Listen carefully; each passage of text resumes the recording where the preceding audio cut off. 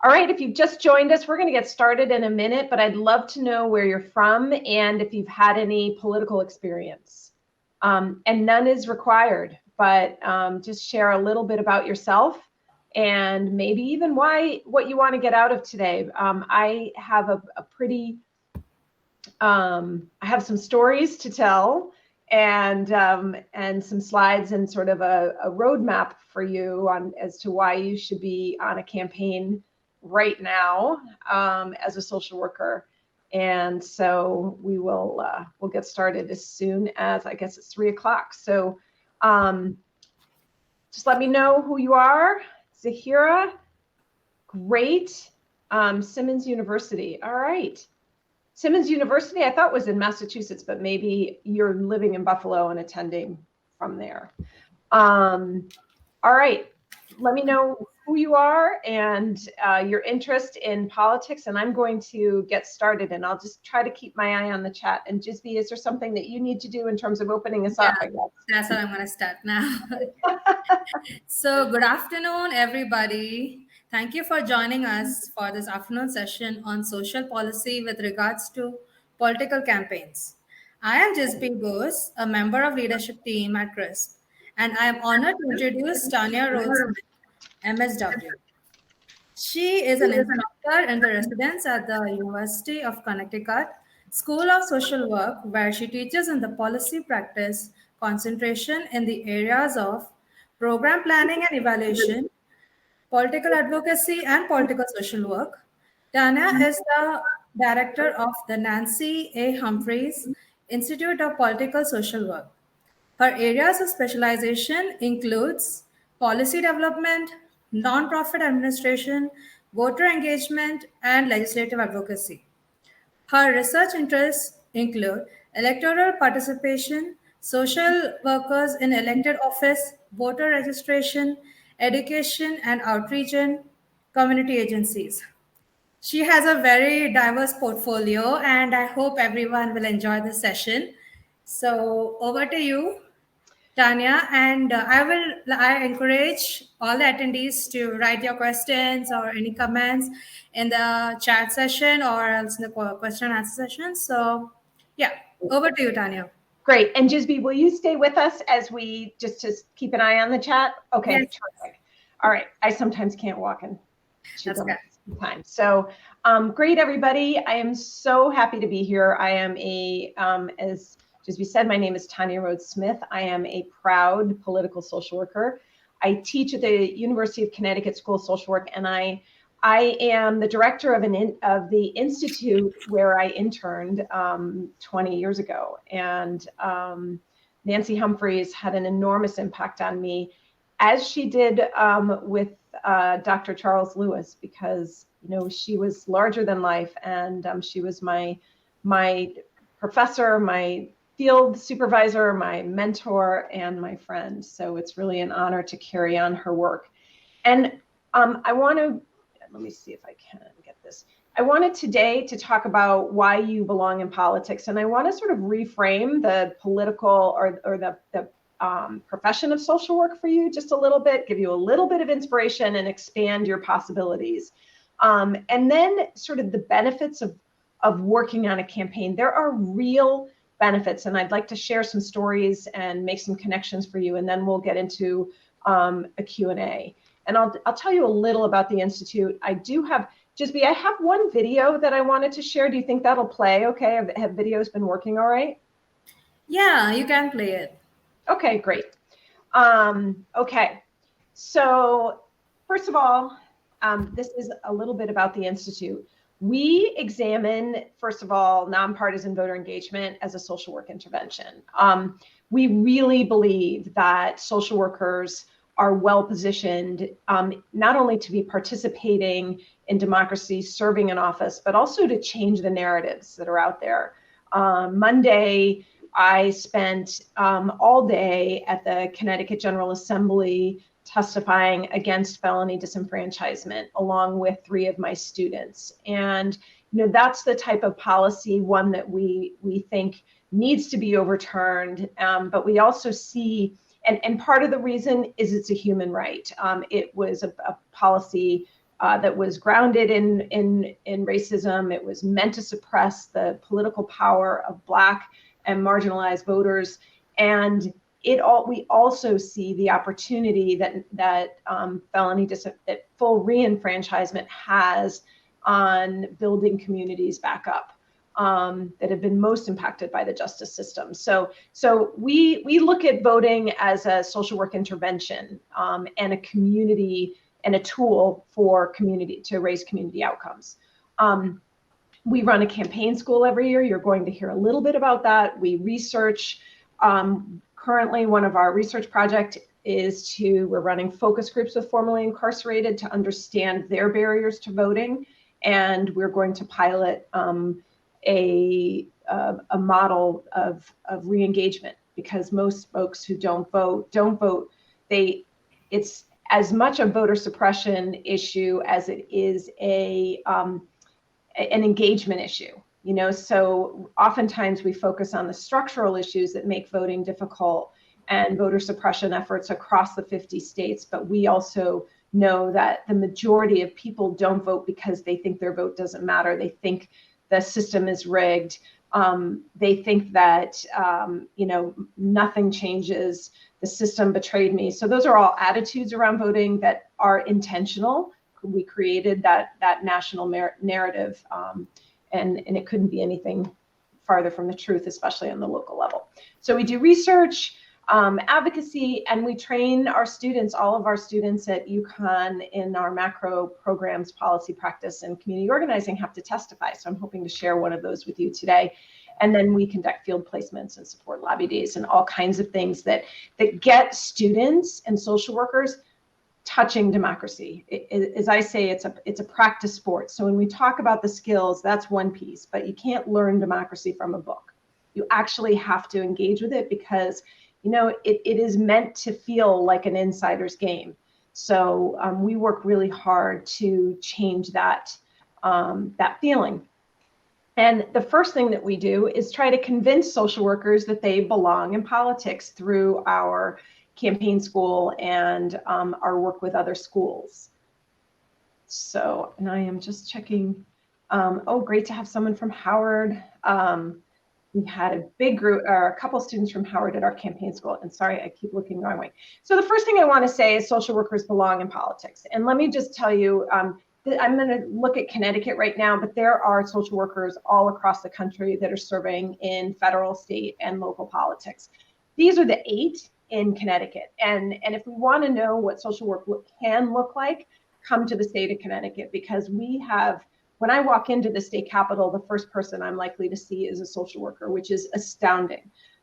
These are the 8 that have been, that are in office now. I work for State Representative Kristen McCarthy-Vahey, who is an LCSW. We've got Ann, let me start from the top. Cece Marr. Lisa Seminara was just elected. It's our first Republican social worker in office, which is going to be a different narrative, I think, and I'm hoping to meet with her soon. Toni Walker, who's in the top right, of your screen, she's one of the most powerful people in our General Assembly. She is the chair of the Appropriations Committee. She's incredible.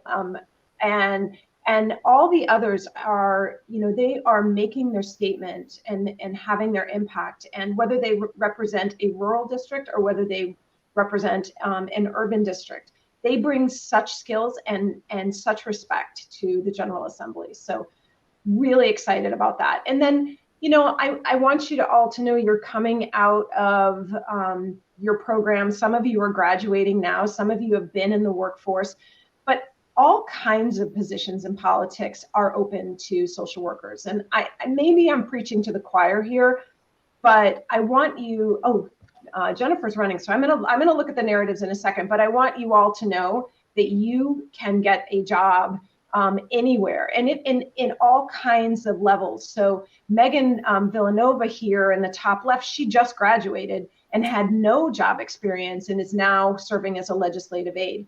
Gretchen Raffa in the bottom left corner, she's one of the most well-respected organizers and lobbyists in the state of Connecticut. She's worked for years for Planned Parenthood. She has almost every legislator in her cell phone, and she has worked really hard on reproductive justice and rights in our state. So all of these folks, and even down to the far right, Gus Marks Hamilton, who has used, Gus was a student of mine. He is now teaching in our program. He was incarcerated for 8 years and brings that experience now to the ACLU and has changed the game in terms of criminal justice reform in our state, along with his team, the People Not Prisons, Smart Justice Campaign. So all of these folks are making a difference. Kayla Briere is working at the federal level in the top right, and they will all tell you they bring their social work skills every single day. And it's a very small network. So when Senator Chris Murphy needs somebody on his staff, he reaches out to the School of Social Work. Zozan Antar here, who is a Syrian refugee, is one of 4 social workers on his staff. So a lot of opportunity and a lot of power. Some of these folks have some real power for change. And I also want to say, I see that, Jennifer, that you're planning a run for city council, which is amazing. I love that. And I wanted to say that Sarah Miller, this is a little bit old because they both won their seats. So Sarah Miller actually used her campaign for city council. It's called the Board of Aldermen of New Haven, Connecticut. She used her campaign and then her first 4 months in office as her field placement through UConn School of Social Work. That's the kind of innovation that we want to see in our profession and in our schools. Madison Gonzalez also ran as a first-year MSW student and won her seat on the South Windsor Board of Education. She did not use it as her field placement, and she did it on top of her regular field placement and her coursework. So it can be done.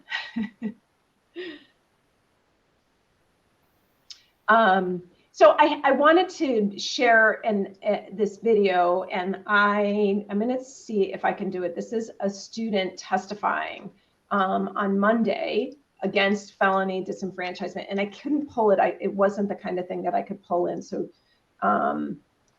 just tell me if I need to give this up. But this is what I'm hoping will work. Yeah, you can try. Okay.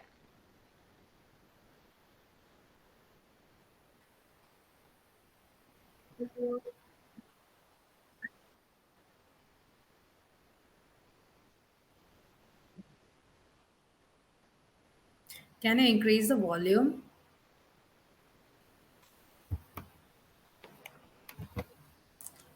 It's not audible. Right. Okay. Yeah. Okay.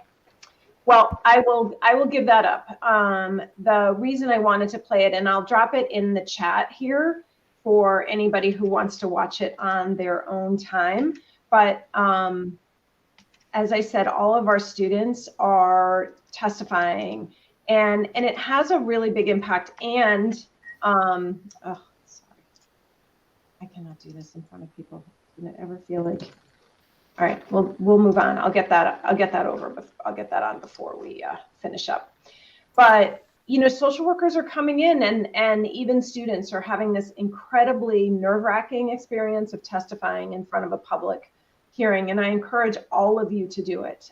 Whether your voice shakes or not, your testimony is valuable, especially when you bring your own experience in your communities and in your field placements and as a social worker and just a citizen. There are so many levels that we belong in all those roles. So, and you should think of yourselves as extremely well qualified. These are just a few of the skills that we use in politics. And I don't even think I added listening, because deep listening is so central to social work practice and so essential to politics.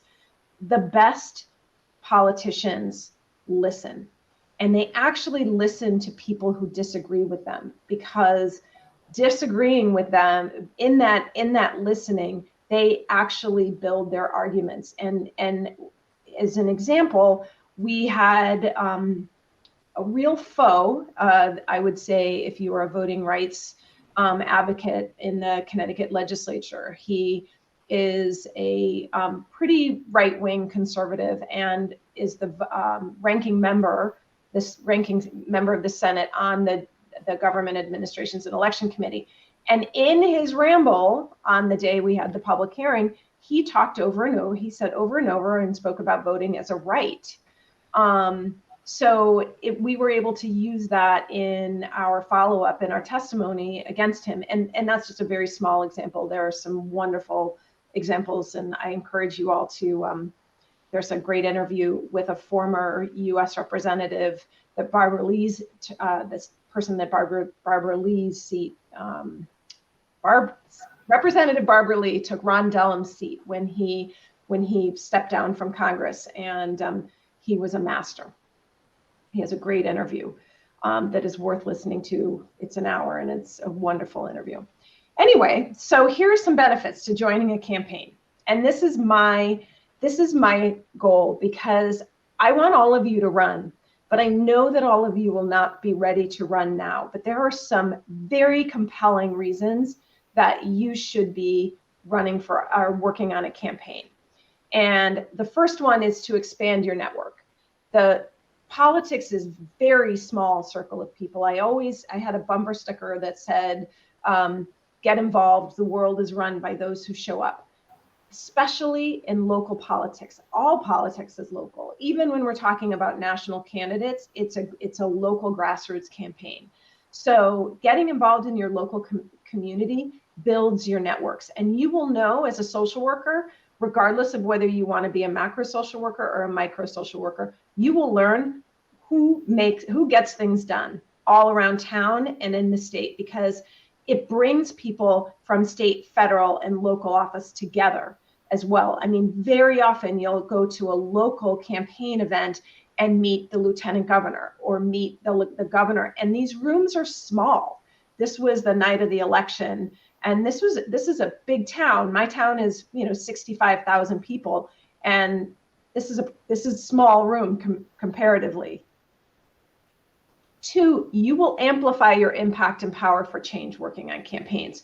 So here is our state treasurer in the middle, Eric Russell, newly elected state treasurer, married to a political social worker. His husband, Chris Liddy, served as the state representative for the town of Newtown, where Sandy Hook is located. And they're a powerhouse. And then this is the state representative, Kristen McCarthy-Vahey. And my reason for taking this photo is that I showed up to knock on doors for Kristen one Sunday, and there were 5 of us that showed up.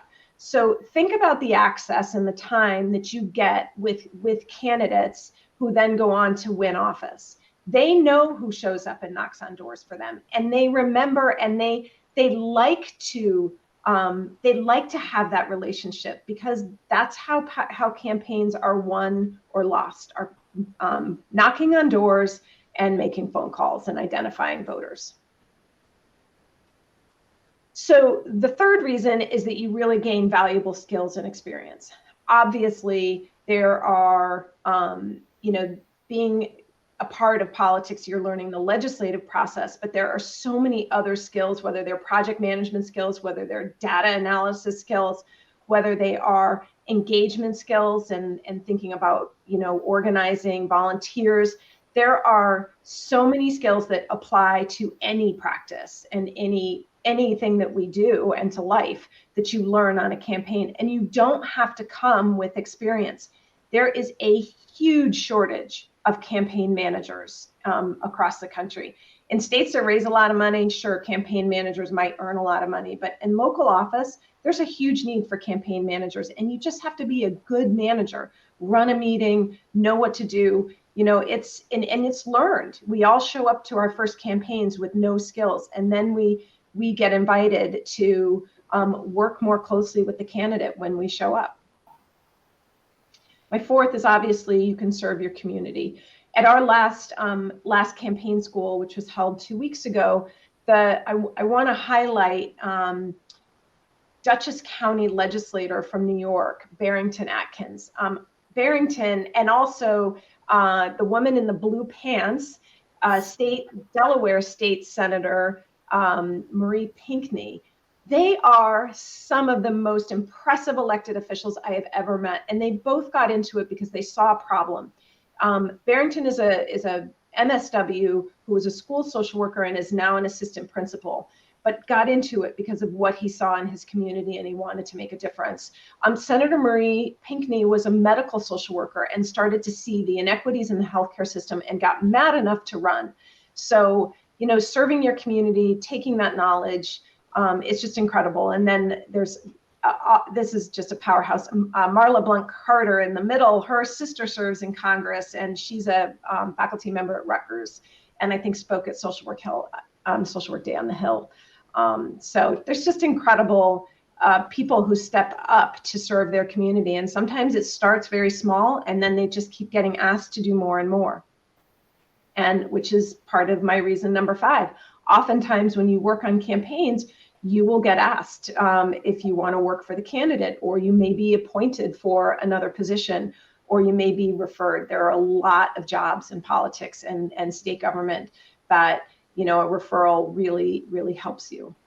This is Kayla Briere, who is the Director of Constituent Services for U.S. Congresswoman Jahana Hayes from Connecticut. The 6th reason is because you will be ready when they ask you. I'm pointing to Dr. Shannon Lane, who is actually speaking in another one of these sessions. She wrote the book called Political Social Work and is a dear friend of mine. Shannon, they asked her to run for the Board of Ed. She has got 2 kids. She lives in a small community. She felt like she could do it. And so Dr. Lane is a legend. I agree with you, Kenneth. She's fantastic, and she stepped up and ran. She lost by, I think, a handful of votes, is what we call a large Irish family, but a handful of votes. But what I'm saying is that you never know when you may be asked, and you never know when you may be ready. 25 years ago, I would have never seen myself as a candidate. Today, I am much more open to it. They asked me to run for a position in my town. It's not the right time for me, but you can be sure that at some point I will run. And right now, I just feel I need to be training all of you to run. And the last thing is it's really fun to get involved on a campaign. Again, Kayla Briere with Congresswoman Jahana Hayes. These networks are small. They tend to be very social. They are, it's a close-knit community. But, and these are all great reasons. And you have been asked. I am many times, social workers need to be asked multiple times and told multiple times that they belong in politics. Please come to the next campaign school. We'll be doing it in February 24th of 2024 next year. We will educate you and train you from one of the best trainers in the country on all these different roles. So campaign manager, finance director, treasurer, these are all roles on a campaign team.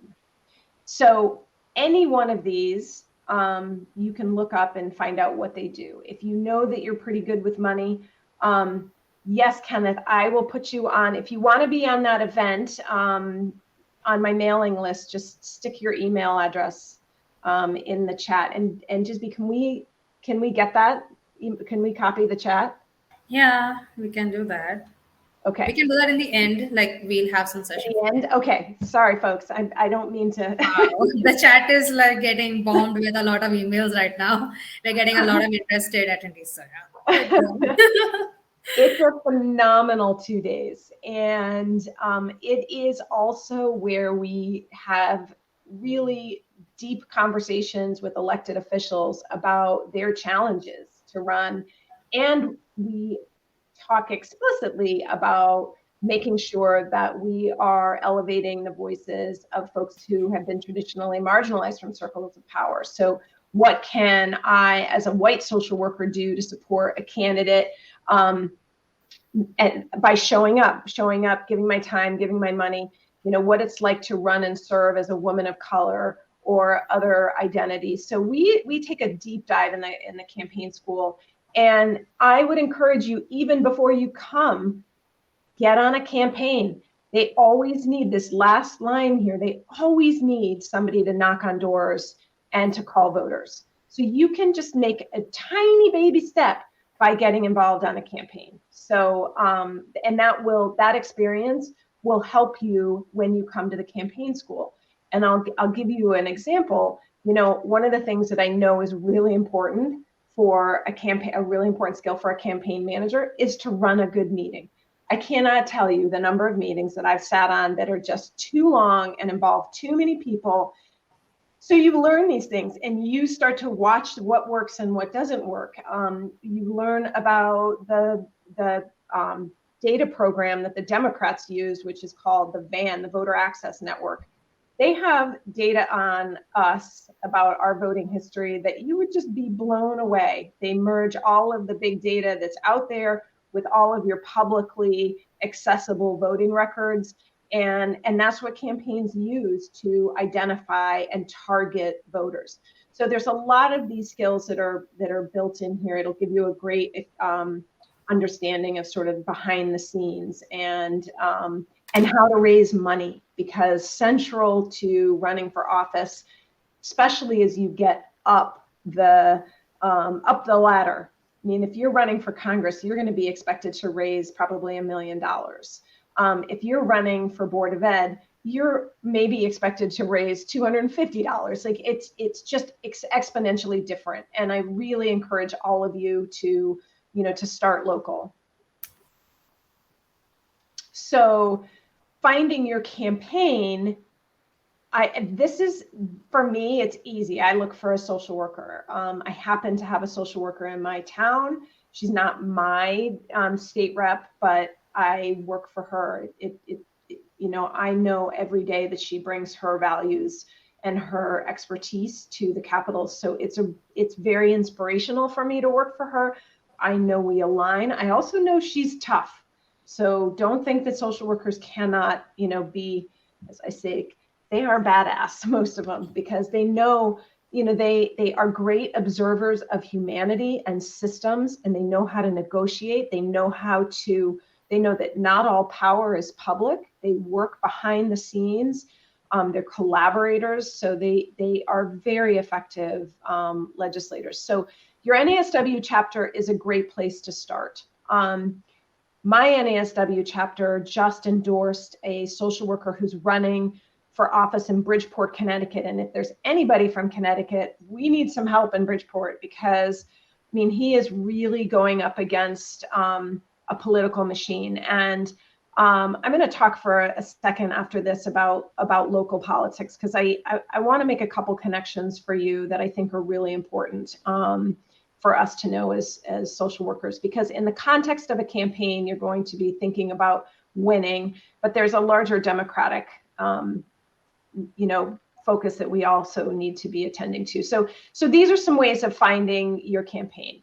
Work in your local committee, your local community. You're an expert in your local community, so that's always a great place to start in local politics. If you want to find a campaign, you can also look to an advocacy organization that makes endorsements. They may have somebody that really aligns with your values. I've worked on everything from presidential campaigns to U.S. Senator campaigns, congressional campaigns, state office, and local office. And they're all run the same way. It's just the number of people that are involved and the amount of money that is spent.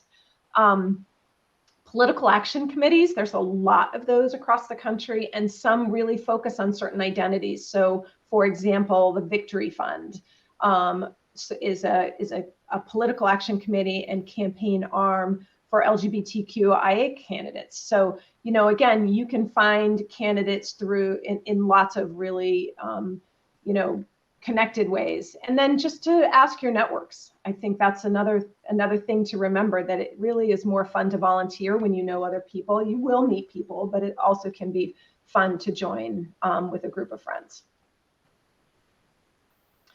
So as you think about working on campaigns, and I think this is really important for me, because when I came to social work, while I came as a macro social worker, I saw macro social work as more as advocacy as opposed to being in politics.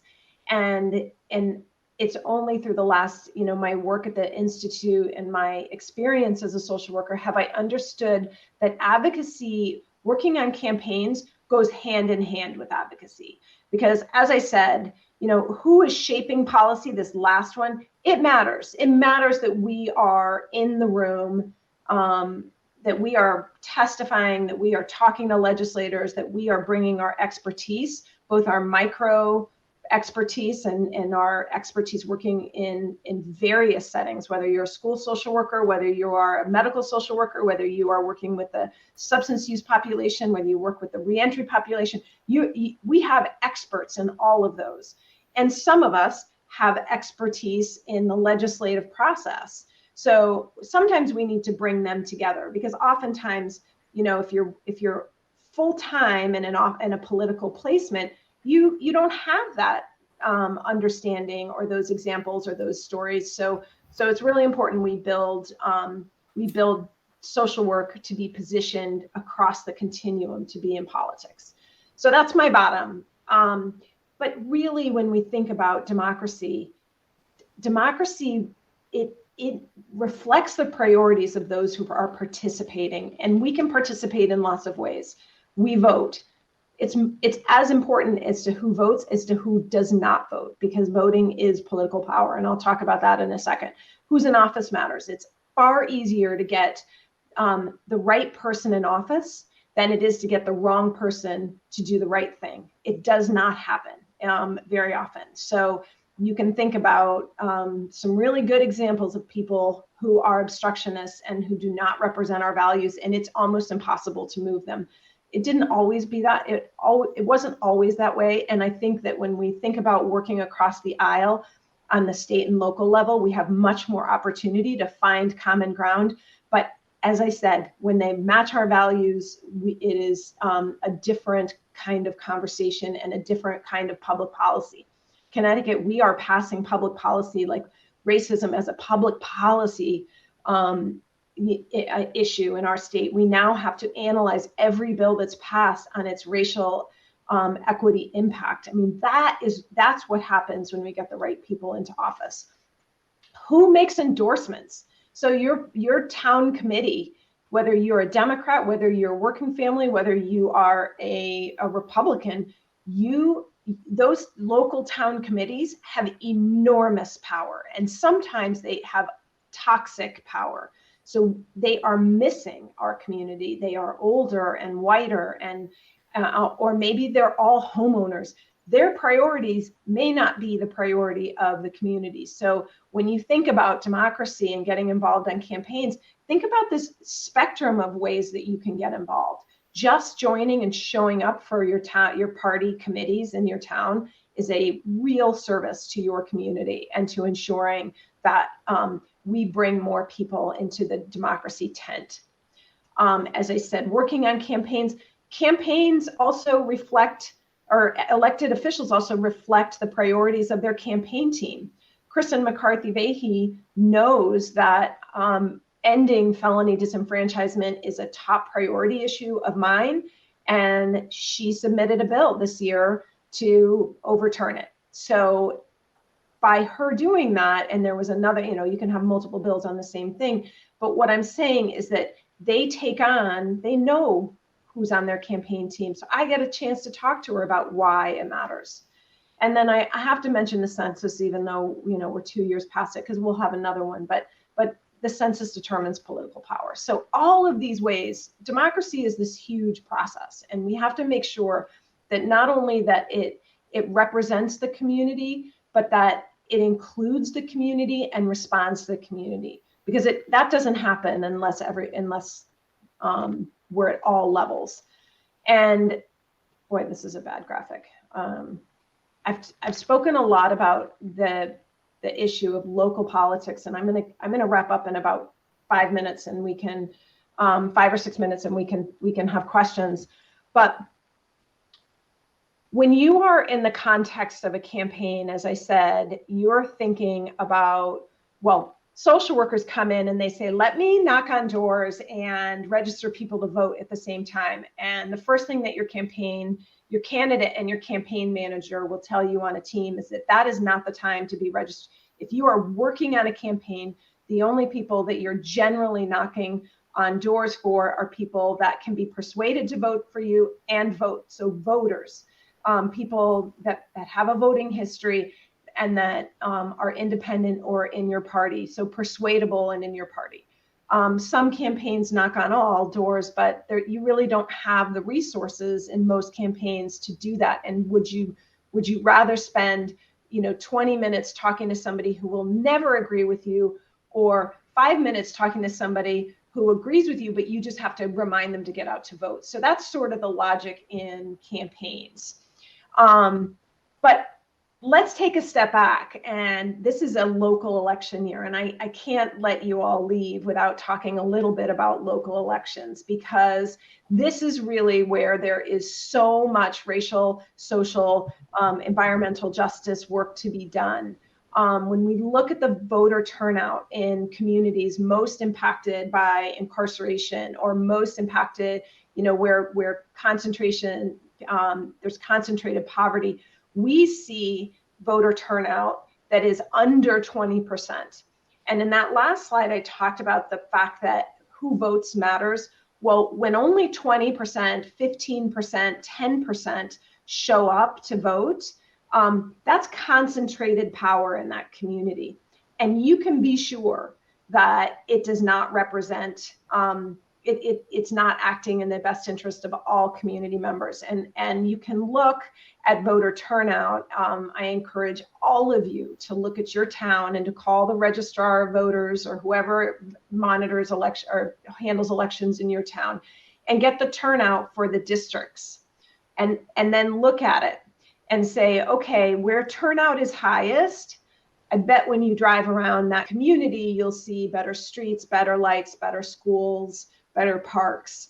This is proven in study after study after study, especially on the local level, that elected officials give more resources and more attention to communities that vote in higher levels on the local level. It happens at every level, but it is amplified on the local level. So all of you, I want you to be thinking about local turnout, local campaigns, and working on them, because there's some pretty entrenched toxic stuff happening on the local level in a lot of our communities because of that low voter turnout. In politics, I just have to quote Congresswoman Barbara Lee, that the code of ethics is our best guide. If you have any questions about politics feeling dirty, the code will guide you. It is truly our superpower, and it is the way that it helps us navigate these systems that can sometimes feel unethical, inherently unethical. So just a quick reminder. And I say, consider yourselves asked. This is a picture from 2 years ago, campaign school. So we were a little bit smaller from COVID, but it's really a great event. And I hope you'll all put all of you onto our mailing list. And I'd like to open it up for questions. I mean, I can certainly talk more about social work and politics, but love to hear from some of you, especially those of you who are running or thinking about running. And now I'm going back. So campaign school will be February 23rd and 24th of next year. So I will be sure to put you on the mailing list. And anything else? You guys have any questions? I just want to take a breath. I'm good at silence because I'm a social worker, but wanted to see if you had any questions. Come on, somebody's got something. Yeah, Julia, you want to say something?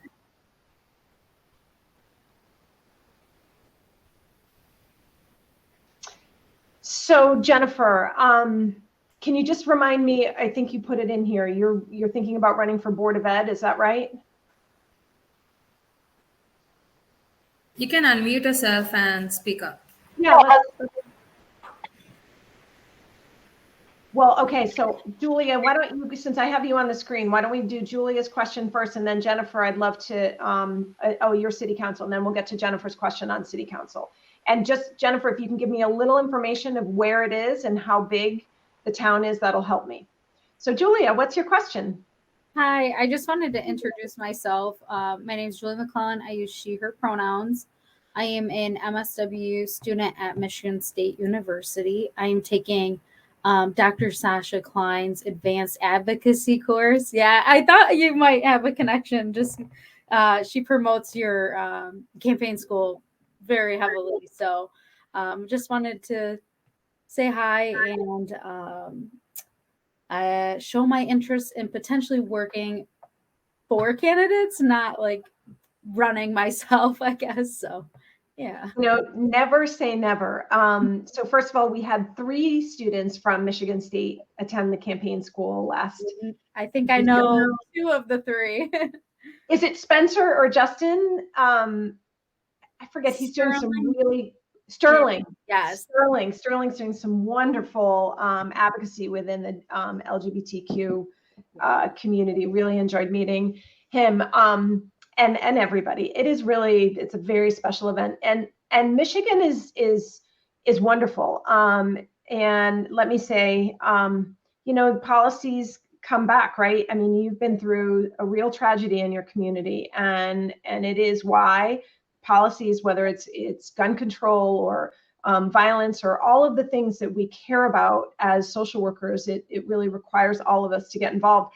I do want to say there's the woman, I mentioned her earlier, Jessica Black, this big picture you see taking the selfie. Jessica Black was in Michigan, and she came out of the UConn School of Social Work as an MSW grad. She had been an organizer for the Biden campaign on Michigan college campuses. She went to Central Michigan and took a position within the Biden campaign. And I would encourage all of you not to do that your first go around, because it can be challenging to work for a presidential campaign the very first time.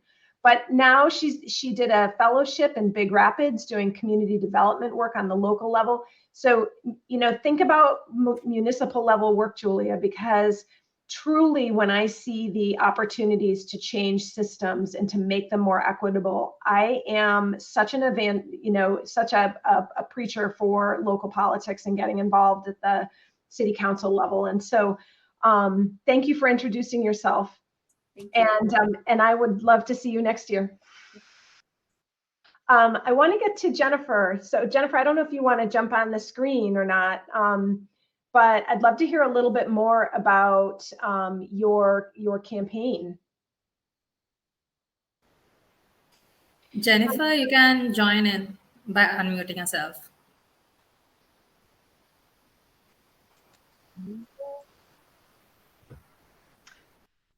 Oh, okay, there I am. Hi. Hi, Jennifer. I love that you're running. And what's the town?